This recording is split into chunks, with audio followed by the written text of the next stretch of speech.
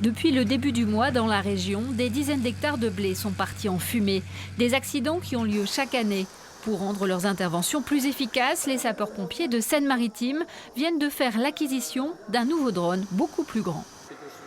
Il va nous permettre en fait d'améliorer nos techniques sur le sol. Donc il va nous améliorer déjà les estimations de surface, donc l'estimation des besoins en engins et en personnel qu'on peut avoir sur place. Avec le drone, comme avec l'hélicoptère, on va avoir une vue aérienne assez rapide, mais l'avantage par rapport à l'hélicoptère, c'est qu'on aura en plus la vision de la chaleur et des points de température. Avec la canicule et la sécheresse actuelle, le choc de la moissonneuse sur un silex peut rapidement embraser un champ de blé. Depuis le gigantesque incendie de juillet 2019, des travaux de prévention ont eu lieu auprès des agriculteurs de la région. Soit l'agriculteur travaille en amont et a bien pris en compte les consignes de prévention, a avec lui un extincteur ou une tonne à eau à proximité qui lui permet d'agir sur le départ de feu. Soit le feu prend une ampleur plus importante et l'agriculteur active plutôt un dispositif de déchômage autour de la parcelle qui est encore sur pied pour limiter la propagation du feu. Dans ces cas-là, on intervient sur des espaces plus restreints, ce qui nous permet à un moment d'être plus efficace et pour l'agriculteur de préserver sa récolte qui n'est pas encore touchée par le feu, qui n'y sera pas du coup. Soit le feu prend des ampleurs considérables et là effectivement on intervient avec nos moyens. Demain, fait exceptionnel en Normandie, le niveau de risque sera extrême. Dans les casernes, même les pompiers volontaires seront de garde, mobilisés et prêts à partir au moindre départ de feu.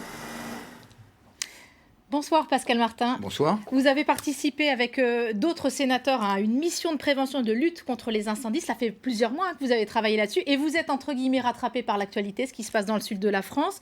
On va rappeler que c'est un domaine que vous connaissez bien. Vous êtes vous-même ancien colonel de sapeurs-pompiers.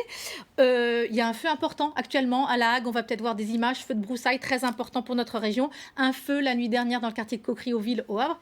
On y est, la Normandie est aussi concernée par ces incendies.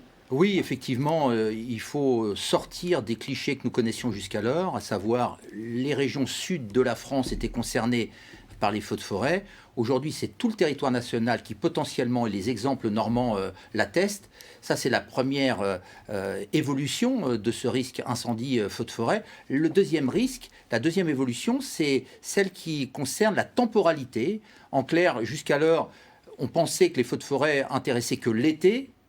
Désormais, nous avons des feux de forêt en début février et d'autres en novembre. Donc, c'est sur toute l'année que la saison feux de forêt existe. Ce qui se passe en Gironde, c'est un incendie hors norme, exceptionnel. La crainte, c'est que ce type d'incendie peut se reproduire à l'avenir ? Oui, l'année 2022 avait été prédite comme une année exceptionnelle, une année à haut risque. Toutes les composantes sont là, une sécheresse exceptionnelle, une hydrographie peu élevée, une augmentation du climat, des températures, des vents assez violents.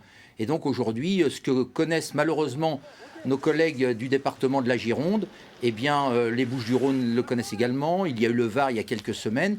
Et donc on parle de méga-feux, de feux extrêmes. Et on ne peut pas écarter l'hypothèse de feux extrêmement violents au nord de la Seine. On le sait, l'essentiel des départs de feu sont liés à l'activité humaine, alors pas forcément volontaire, mais comme on l'a vu dans le reportage de Bérangère, parfois les engins agricoles.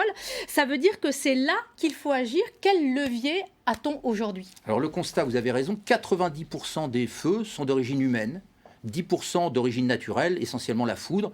Alors les origines humaines, c'est l'imprudence, c'est la négligence, c'est la méconnaissance.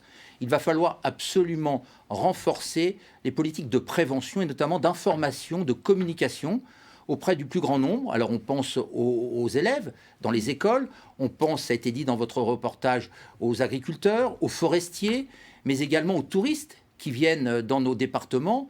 Et ça sera une communication qu'il faudra décliner en français certes, mais également en langue étrangère pour que chacune et chacun comprenne les gestes à ne pas faire et qui peuvent avoir des fois des conséquences exceptionnelles. Merci à vous en tout cas d'être venu nous en parler. Et puis je rappelle que vous donnerez donc les conclusions de ce rapport, de cette mission, dans quelques semaines, c'est bien ça ? Début août. Merci à vous d'être venu nous parler de cette thématique, Monsieur Martin. On va continuer.